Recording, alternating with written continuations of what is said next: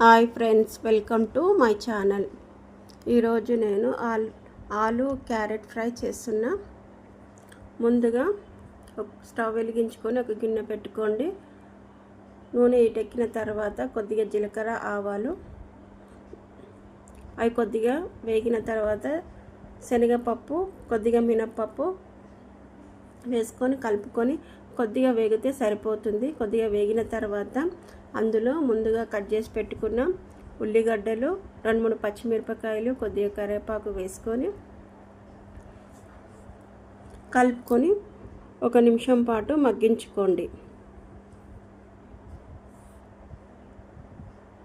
కొద్దిగా మగ్గిన తర్వాత మరొకసారి కలిపి మూత పెట్టుకొని 1 నిమిషం పాటు ఉంచుకోండి. మూత తీసుకొని అందులో కొద్దిగా అల్లం వెల్లిగడ్డ పేస్ట్, కొద్దిగా పసుపు వేసుకొని ఒకసారి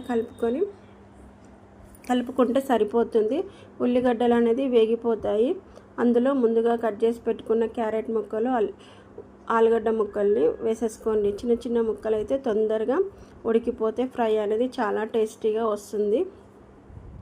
ఒకసారి కలుపుకొని మూత పెట్టుకొని 2 నిమిషాల పాటు మగ్గించుకుంటే సరిపోతుంది. ఒకసారి మళ్ళీ కలుపుకొని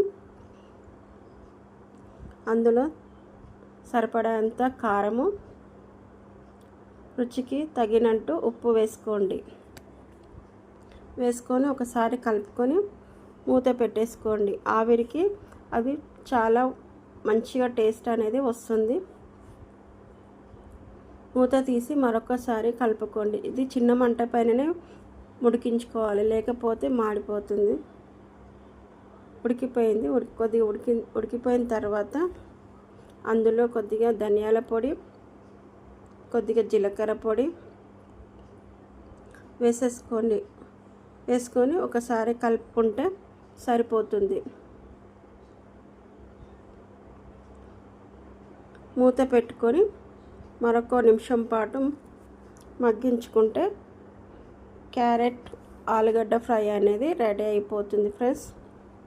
ఇది చపాతీలోకి, రైస్లోకి చాలా బాగుంటుంది. ఇంకా పప్పుచారు అంచుకైతే చాలా చాలా బాగుంటుంది. ఒకసారి ఇలా ట్రై చేసి చూడండి. ఎలా వచ్చిందో కామెంట్ రూపంలో తెలియజేయండి. నచ్చితే మీ ఫ్రెండ్స్కి, మీ ఫ్యామిలీ మెంబర్స్కి షేర్ చేయండి. సబ్స్క్రైబ్ చేసుకోండి ఫ్రెండ్స్.